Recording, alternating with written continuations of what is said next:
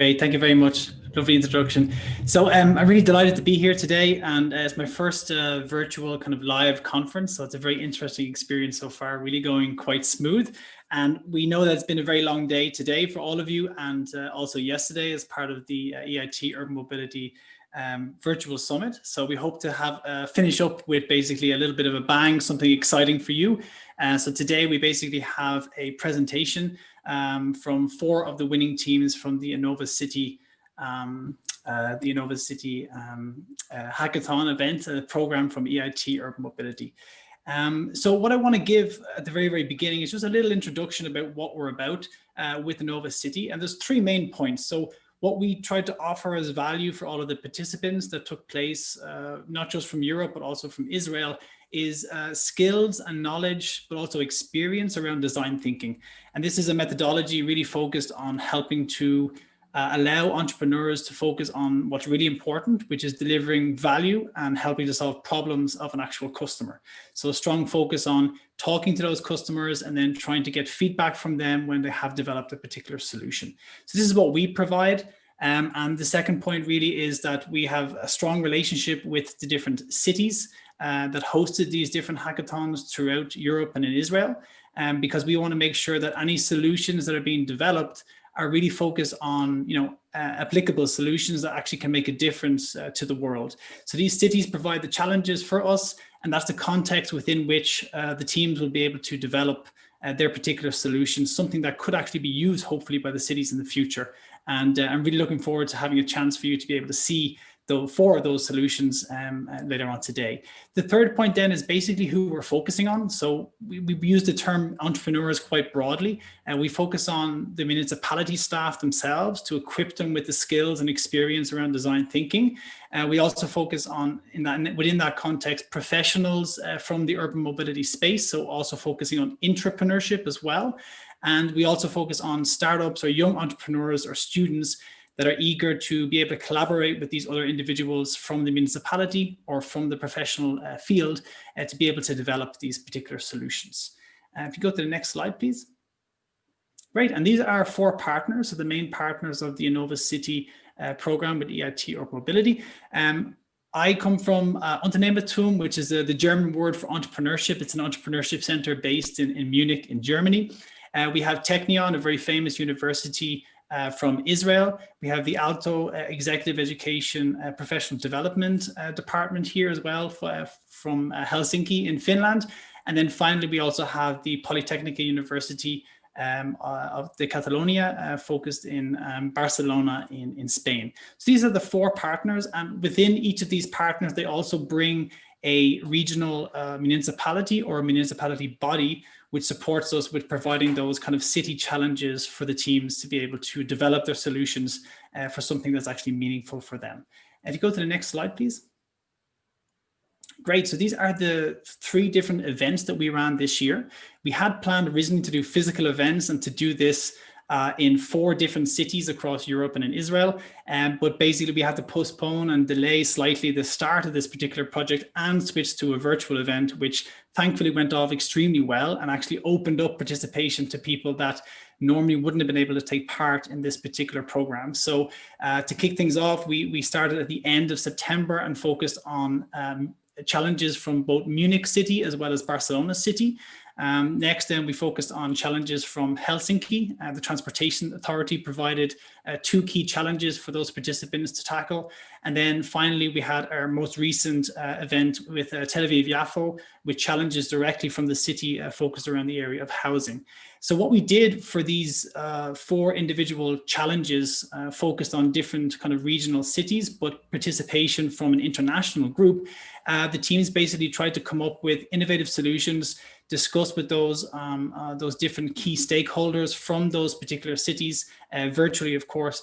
And then we selected 1 potential winner from each of these individual city events. So we had 1 winner from Munich, 1 from Barcelona, 1 from Helsinki, and 1 from Tel Aviv. And if you can go to the next slide, I'll be able to show you those particular teams. So we have 4 teams today that will be presenting. So we have To Car or Not to Car. So Bhushan comes from the Munich focus, trying to tackle a challenge very close to home for me, for where I live. We also have Silvia from iGoTag, which is focusing on challenges presented by the city of Barcelona. We have Harish then focusing on challenges in Helsinki, hence the name HelsinKEY. And then finally, we have Sara, which will be presenting in her video pitch, challenges focused around Tel Aviv-Yafo.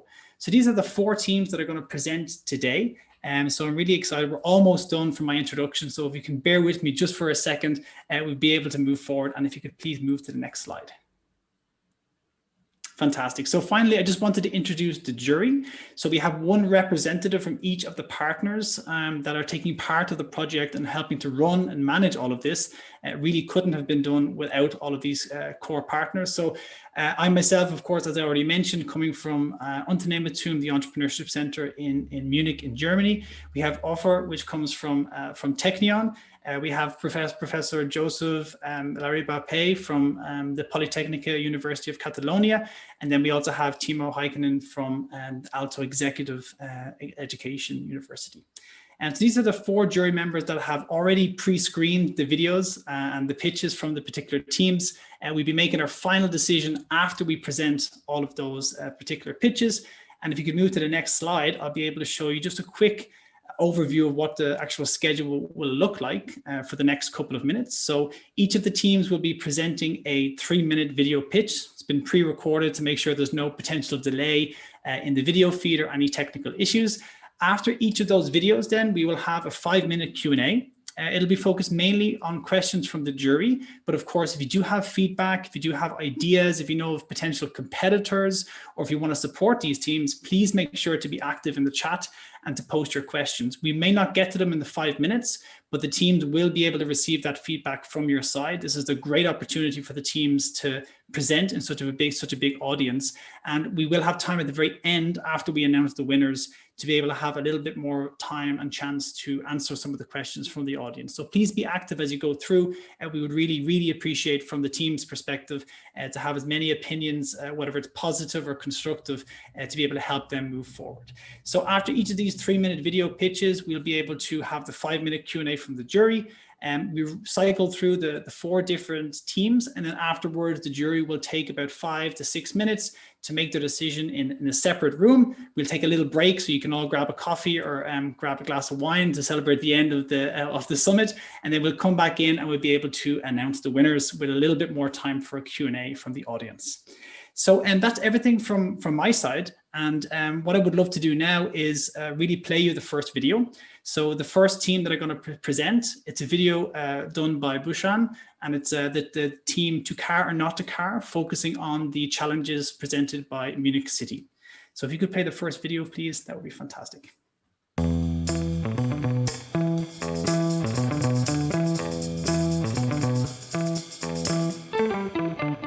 Hello everyone, my name is Jasmin and I'm part of the team To Car or Not to Car. We're exactly tackling this fundamental question, which you might have asked yourself, especially if you live in an urban city like we do in Munich, where you have a lot of choice when it comes up to mobility offers. We want to be your personalized mobility recommender. We have interviewed urban residents whether they are willing to give up their car. They have 3 common questions in their mind. First of all, they ask themselves, can I save some money if I use alternative mobility solutions? Owning a car is a very convenient thing, but maybe they can save some time by not looking for a parking space, for example. And third of all, yes, I want to improve my ecological footprint, but can you tell me how much it is? We want to provide really customer-centric mobility offers. First of all, we will analyze your personal mobility needs, and then, based on that, we will provide you holistic mobility offers that include different mobility solutions based on your needs. And very important, the third one is that we show that this is the right decision for you to make by showing you how you can save your money, your time, and the planet Earth. Now, I quickly show you our product demo where you can sign up as a member like our customer does, Santa Claus. He will meet Adam, the personal mobility assistant, and talk about his needs. Of course, we have the perfect match for Santa. It's the Jingle Bells abo, and he can save money, time, and the planet Earth. The mobility market is huge and it has so much potential. However, we are also aware that 40% of the CO2 emission comes from mobility. So let's make a change. The good news is 1/3 of urban residents are willing to give up their car. So let's help them to make the right decision by providing them personalized mobility recommendations. In our team, we have 2 great engineers. That's Felix and Lorenz. On the business side, it's Bhushan and myself with a lot of experience in the mobility industry. Our journey as a team has just begun. We won the hackathon in Munich in mid of September, and we improved our solution so far until we are now here today. In the next steps, we want to even do more user research on the end customer side, but also on the side of the cities and mobility partners, so that we eventually can come up next year with a live pilot. We are to car or not to car, your personalized mobility recommender. Please visit our product demo site, and we are very much looking forward for your feedback. Also to talk about really customer-centric mobility offers with you as a mobility partner, and talk to cities about potential pilot studies. Thank you very much and have a nice evening. Ho, ho, ho! Merry Christmas! Okay, fantastic. Thank you very much to Car Not to Car. A very special Christmas theme for this first presentation. So I can tell you from living in Munich, this is definitely a big problem of being able to make the correct decision of whether I should car or not to car. So I'm going to hand over immediately to the jury members. We have Bhushan and also I think Felix here from the team, and that was actually Jasmin that presented. So apologies, I mixed up the names. So jury members, would you like to kick things off with a question? Yes. Joseph, please go ahead. Yes, thank you very much. So how do you think you'll be able to take up users to your application and also engage cities? Is there any way to sort of attract them in a different way? Yeah, I think a great thing we have in Munich right now is that the people that work for Munich, for example, are very interested in solutions. So we already have contact with them, and we're going to meet with them, catch up with them shortly. And I think that's going to be super interesting. I mean, this whole project kind of originated from the Umparken project. And this shows that they're so interested in solutions that can provide exactly these things, motivate people to reduce the number of cars in the inner city. So I think that's, I think from the municipality side, that's very good. How about people? Yeah, and people, also there, I think it works a lot with really showing them the benefits. And also we have the advantage that right now a lot of people are very environmentally aware of their environment. And I think that's going to be a very big part. But also, of course, we will have to look into things, how we can directly address them with marketing. Okay, fantastic. Sorry, Larry, please go ahead. But there are many applications on this type of sort of advantages for the public, right? So how will you distinguish yourself from the other? Well, I think what we have is that it's very personal. So it's nothing where it's like, okay, you can do this, you can do that. We really want to show people, we really want to get in contact with them, really get to know what are their needs. So it's very, there won't be any solution that's the same for every person. It will be completely individual for everybody, and I think that's an advantage we have over a lot of customers. Okay, so thanks very much, Felix. Point, if you can. Sorry, Bhushan, it's going to go to one so, other question. Apologies. Offer, would you like to ask your question just because we only have 2 minutes? Apologies, Bhushan, but you can maybe answer this question. That's okay. Thank you.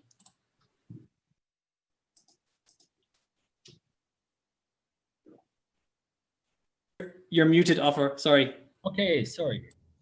So, good evening all, good evening car to car, Merry Christmas and Happy Hanukkah from Israel.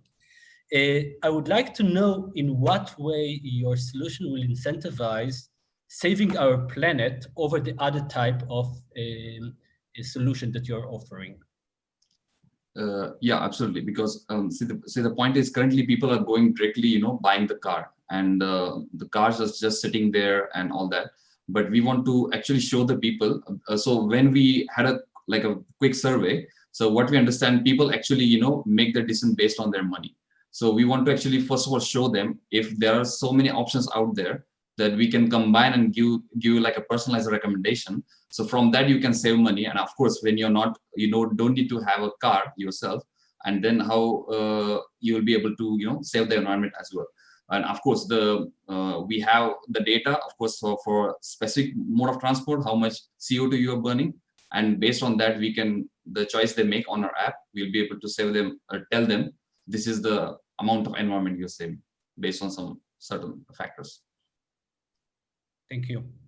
Okay, super. We got 1 minute left, just in case there's a quick question with a quick answer. You would need a lot of collection of data on ecological footprint. How do you do that? How do you collect data? Santa is asking. First of all, of course, loving the costume. Yes, you would. And that also depends a lot on also something we learned in the customer interviews on how much data they're willing to provide. So if people are willing to provide their whole GPS data, I think that's something super interesting. And there's a lot of possible solutions how to work with that. But also people can help us with already starting with saying, okay, we live here, we work here, and then you can think, okay, this is normally the way, or also maybe point A to point B regarding trips on your weekend you normally have. For example, in Munich, the trips to the mountains, which is a typical need for Munich residents. So I think there's a lot of ways to collect the data, and it really also they're very specific on the customer, what are they willing to provide, and we're going to work with that. Okay, fantastic, Felix. Thank you very much. And thank you to the jury for all the light humor. Really appreciate it. And for the questions. Great. So now we're going to move on to the second video. And this is from the team focused on the Barcelona challenge called iGoTag. And Silvia will now present in her video pitch.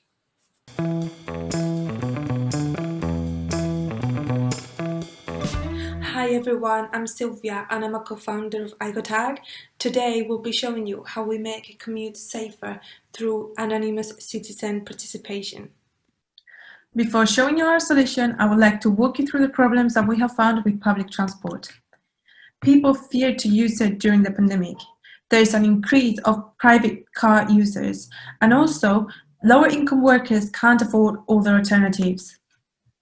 Public transportation seems to have every ingredient to become a super spreader event, even though contact tracing apps have tried to show that there's no link with COVID and public transport. It's difficult to trace contacts during a commute.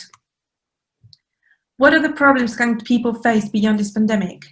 There's an impact on mental health with overcrowded buses and metros, health and safety issues due to not enough sanitation, and misbehavior of people on public transport, like insults, pickpocketing, harassment, you name it.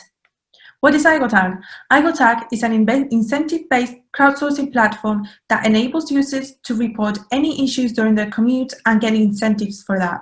It can also improve engagement with public transport authorities. Our value proposition is very clear and cost-effective. You can alert other users, do it anonymously, you don't need to share your email address, contact info, you can do it all with a simple and unique ID number. As well as that, you can be safe and keep others safe. This is how our timeline looks like. However, we've managed to achieve a lot. We've won 2 hackathons, participated in the Explore program. Now we're here with you, showing you our business, and hopefully by February 2022, we can explore opportunities beyond European cities. Our business model is partnerships with local businesses. They can place ads on our platform. We promote local goods and circular economy as well as sustainability. On top of that, we want to create collaboration with transit authorities and improve customer engagement. Our mission is very clear. We want to help people commute in a better and safer way. We improve operational costs for municipalities, and we put people's voice first because your opinion matters. Now I'll be introducing you to the founders of iGoTag. Dheeraj, who has background in telecom engineering and data science. Myself, I have a background in UX, UI design, graphic design and digital marketing, and Raghav, who has a background in UX research and urban studies. We are very grateful to be here today with you. Thank you so much for listening. We're looking forward to create contacts and connections, and you can reach us out via email. Thank you. Okay, fantastic. iGoTag, thanks very much. I love the fact that QR codes are making a comeback thanks to COVID. I think it's a super simplistic innovation, but seems to have a really big impact. So thanks very much for that video pitch. We have Silvia and Raghav here from iGoTag. So I'll hand over now to the jury if you'd like to ask any questions. I will start. I really like the idea that you are giving voice to the people.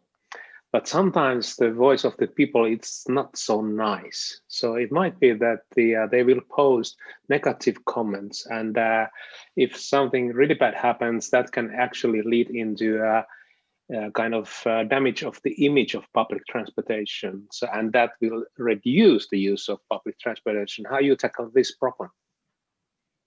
So I think through the Explore program, we discovered this problem. And one of the ways we want to do this, tackle this problem is by having community moderators and ambassadors. So the content, it's not that, any citizen, everything they post will go on the iGoTag platform. It will be going through the moderators just the way it does on Reddit, and to make sure that this does not have a negative impact on the community or either the transit authorities. Thank you. Okay, super. So Offer, you'd like to ask a question? Yes, thank you. I think your solution is targeting and addressing a very important issue within a public space. However, security and safety, to some degree, are issues of a public good, meaning this issue should be promoted by city government. How do you think to collaborate with city government on scaling up the findings or the solution that you will offer from your startup? Mm-hmm. I can take it, and Silvia, feel free to jump in. Okay.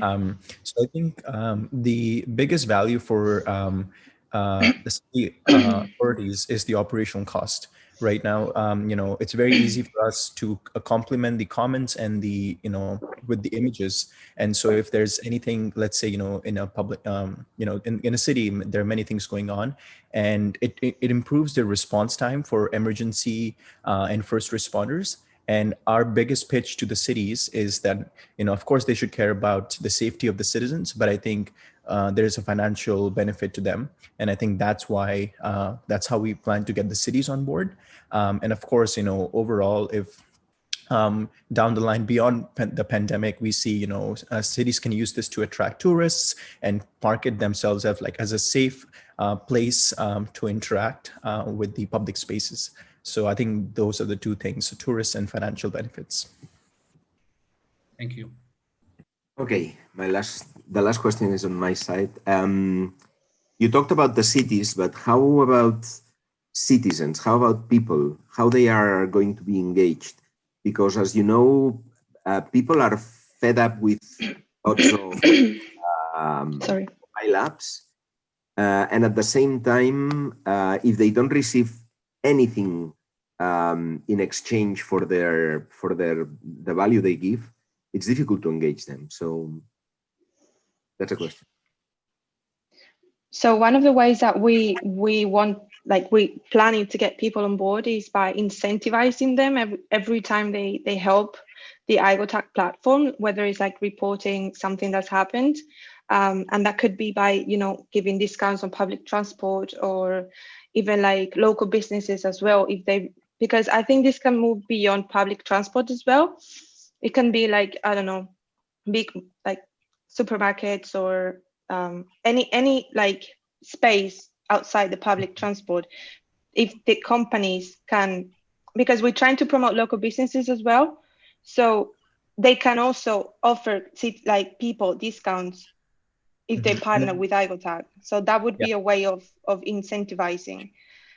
And also the fact that you'll be able to participate in decision making, I think it's really important, because you know what your data, what government is doing with your data, and it's not just something that is out there and you have no idea what they're doing with it. So I think those two things are the main thing that we think iGoTag can get people on board, actually. Thank you. Okay, fantastic. That's actually perfect timing. So I really appreciate it. Just one quick question then. What's next for you? Will you already do a pilot very, very soon in one of the cities and print your QR codes? Yeah, That's definitely. our plan. We got put in touch with the Munich Transit Authority and the Barcelona authorities. So Great. they developed the technological product, but they were having a hard time. So they want to use our citizen incentive kind of part of our solution, and then eventually we will integrate into their systems. So fantastic. That's really, really great. Great to hear. Thank you very much. Really great Q&A. Really appreciate it. Thanks again to the judges. Okay, so then we're going to move on to our third video. So HelsinKEY, you can probably guess where this particular challenge came from, of course, Finland and Helsinki, where Santa Claus is from, I believe. But Harish now is going to give his video pitch presentation on HelsinKEY.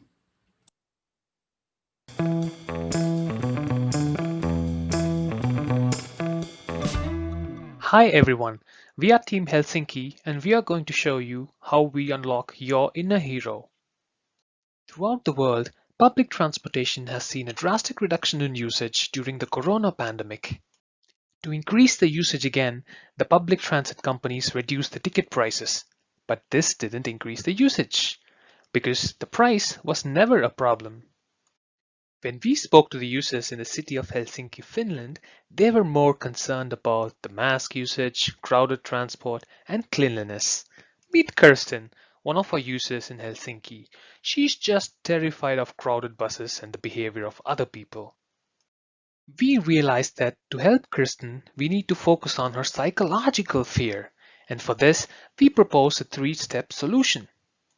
First, we create trust via storytelling. Within our digital platform, we show Kirsten video blogs about the journey of the bus, including how they are cleaned every 3 hours, as well as what fellow passengers say about the trip. This reduces her fear of uncleanliness in the bus. Next, in the ticketing section, we show her the real-time occupancy of the bus, as well as time since last sanitization. This clear communication of information builds confidence in Kirsten to use the public transport. And finally, we need Kirsten's support to help other users in the community. When Kirsten checks in with a mask, this information is displayed to other users. This helps them to trust the public transport and use it again, just like the domino effect. And Kirsten gets rewarded with points which she can redeem in the local shops. This in turn also helps and boosts the local economy. So Kirsten has not just overcome her fear, she has also helped others overcome their fears. Kirsten is a hero. Are you? With our digital user engagement platform, the public transit company HSL from Helsinki is projected to see a 64% increase in usage. As our platform can easily be integrated into the travel app, they also save 95% of the cost from their budget. We earned revenue by charging 5% price of every ticket purchased after interacting with our platform. As the first user engagement platform in the mobility sector, we aim for a market share of $300 million in the European mobility as a service market. Our solution can easily be extended to attract female passengers, senior citizens, and young people towards shared mobility options. At HelsinKEY, our vision is to enable sustainable mobility via user engagement. Our team is confident that our platform will make an impact and make the world a better place. Thank you. Okay, fantastic, Harish. Thank you very much. And we have Harish here in studio, ready to answer questions. So I particularly love that you're tackling trust. I think this is a super important hot topic around COVID, and the fact that you're tackling that in multiple ways is great, but I particularly love the storytelling aspect of this. This is something that can be really, really powerful. But I'll hand over now to the jury. So would anyone like to ask any questions? Who's going to be first? Is it offers time this time? Okay. So thank you very much for a very important solution to a current situation. But the question is how, can you please elaborate on how to adapt your situation, your solution to a post-pandemic, to the post-pandemic situation? You said that it can be easily adjusted to three groups of potential users, but can you talk about it a little bit? Yes, so we are focusing on customer acquisition as well as user retention. So when after the pandemic, for example, we found out from our research that like female users are less probable to use the public transport because of many reasons of safety and so on. So when there's this whole community engagement, we believe that we can bring confidence in the public transport as well as for like disabled people and senior citizens about the different facilities available for them, especially for young people who are like right now more attracted and they think public transport is not cool. And our main aim is to bring everyone towards these kind of shared mobility options and help the transition towards the circular economy. Thank you. My turn. When are you going to run this pilot with HelsinKEY? So we are in talks with them. So we won the HelsinKEY hackathon about a month ago. So, you know, like the transport authorities, they need to pass like a tender and they have a standard procedure. So probably at the beginning of next year, we're going to like have talks with them and see how we can do a pilot with them. Thank you. My question will be that you are saying that you are giving like voice or empowering Jasmin, but aren't you actually telling story from the perspective of HSL? So whose story this is after all? I think it's both of their stories. On one hand, like public transport is like a fundamental like a right for the citizens in every country. So HSL or like any transport authorities, still now they have not taken any big steps for like customer acquisition, because this is something that's fundamental to everyone. So that's what we want to focus on. And especially for users, like we also want to eradicate their fear. Like one airliner recently did research and they found out that chances of getting COVID infection is 1 in a million. So it's basically the mental fear that causes people to not use the public transport. And this is not just like buses and trains, but also in like long distance flights, for example. So we want to tackle everything in the area of like user engagement and user retainment. And we want to focus on both. For example, HSL would be our partner and the final user would be Kirsten, and we make them happy again. Thank you. Okay, fantastic. Any other questions from the jury? No? Okay, so from my side then, this can often be a barrier to implementing a prototype or doing testing. So if it is the case that this takes quite a long time with the public body that is HSL, the Transportation Authority, would you have any other plans about how you could get around that? Maybe looking at different cities, for example, or is your plan only to apply this within the context of the Transportation Authority in Helsinki? So since our like the platform can be easily integrated, we're also targeting like private mobility as a service providers. So I think that would be like an easy way for us into the market. But as we said, we also want to focus on cities because cities are the most important, and yeah, they have a large public transport body. So definitely they will be like our main customer, but also we're open for mobility service providers as well as companies, airlines, and so on. Okay, super, Harish. Thank you very, very much for your questions and your answers and for your pitch as well. Well done. Okay, so we're going to move on to the final, last but not least team. See if I can get this name correctly because they used, I think it was the Hebrew name. So it's local kehhee-LAH. I hope I said it correctly. And Sara will be presenting, and then some other team members will be here for the Q&A afterwards.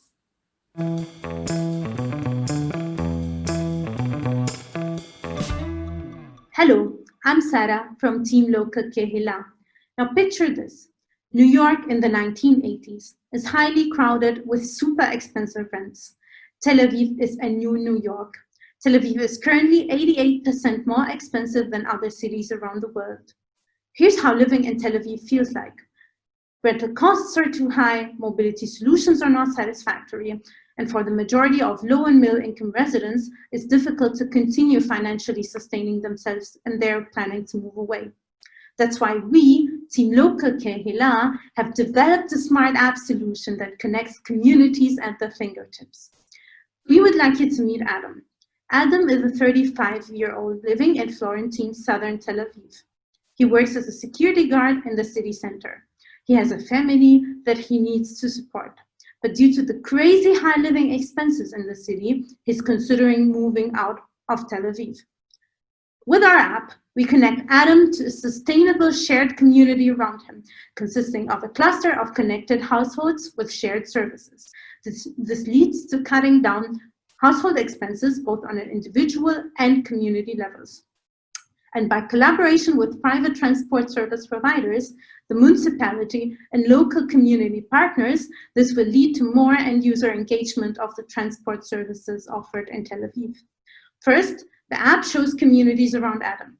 Then Adam gets inside his community. He has an overview of the offered services, including shared appliances, shared energy, shared spaces, all the way to integrated shared transport modes. And with this, Adam has complete control over what to share. Now, every time Adam is sharing community resources, he will gain points, and generated points could be redeemed in the different shared mobility solutions sponsored by the municipality. This will lead to decreased costs, better community engagement, better quality of life for Adam and many others like him. Now, this is how Adam will save money. Reduction in rent, electricity, transport could save to 10% of Adam's living expenses. And at the same time, promoting shared mobility, communal housing, and mobility, micro-mobility solutions. With local kehhee-LAH app, not only Adam is moving forward in his life, but there are at least more than 150,000 more Adams in Tel Aviv alone, which will be very happy to enjoy the benefits of our app. That's 3 times higher than current transport end users. We're looking to connections to Tel Aviv municipality and investors for pre-seed funding to get going. We, Team Local kehhee-LAH, offer you a smart community at your fingertips. On behalf of my team, Giulia, Federico, Ketan, and I, we thank you so much for the opportunity, and we are happy to receive your feedback. Thank you. Much Local kehhee-LAH and Sara for presenting. I particularly love the community focus on this. I'm reading a big book called The Startup Community and How to Build Communities. So at the moment, so I'm really interested in this topic. I think the shared aspect as well, the shared economy is also really powerful. But Larry, would you like to kick things off with the first question? Yes, thank you very much for your presentation. I have a question related to the balance between the offer and the demand. So I'm pretty sure that people who need these services want to share their own private service, but they may be unbalanced. So offering a washing machine is not the same as offering a bike, because a washing machine requires water. It is somewhat expensive. So how are you going to balance these, the offer and the demand? Thank you for this question. Basically, we are using a point system to reward the users who are sharing and to give value to these kind of services. So by gaining and spending these points, you can share or access other services. So for example, the dishwasher example would cost more than gaining access to less expensive services. Mm-hmm. Okay. Thank you. Okay, thanks very much, Larry. Would Timo or offer? Timo, very quick. Thanks. You start with the rent. You're saying that the living costs are really high there, but from the rent you move into mobility, and so I'm not really sure that are you tackling the original problem, because you are claiming that you will reduce the costs with 10%. I would like to ask, is that enough? Because if the rents are high and you cut 10%, is that enough to help people to stay in that area? Yeah, that's a very reasonable question. I mean, the point is that we can't alter the rent price in a city. What we can do is to work on the complex of the expenses. So we are talking more about the household expenses than rent. And our idea was not to reduce the renting cost, but to reduce the other costs, to have all expenses lower, and so generate income by having less expense, basically. Thank you. It's a difficult challenge. Yeah, it's pretty difficult. Yeah. Okay, Offer, please go ahead. Yeah, thank you very much for a very important solution to offer to the people of Tel Aviv-Yafo. The first question is, when can I start saving money? But the more important question is, in what way your solution is different from other shared economy solution that promised so much and at the end actually supported the income of a few? In what way your solution will increase the public good for multiple people? It's very interesting. I think the main difference between our solution and others is that our solution really focuses on the creation of a community. And in this way, with the creation of a community of people who are helping each other and sharing with each other, we really aim to help the largest number of people as possible. And you can start saving money as soon as you are more engaged. And this means this also incentivizes people to be more, together within this solution. And yes. So. And who should be your first partners? In other words, how you will introduce this to the market? I think the main collaboration could be with the municipality, who is willing to do a new housing policy, and with the mobility providers, in order to make sure that sharing within a household or a community is then backed up within the larger community, so the city. Okay, fantastic. Thank you very much, jury members, and thanks Federico and Giulia for your answers. I really appreciate you being here. So what we're going to do now, for everyone still watching, we're going to take a small break. The jury is going to make their final decision in a separate room, and then we're going to come back in about 5 or 6 minutes time, and we'll be able to announce the winners. So you can go grab your glass of wine or a coffee if you want to drink that late and not sleep tonight, and then we'll see you in about 5 or 6 minutes time. Thanks very much.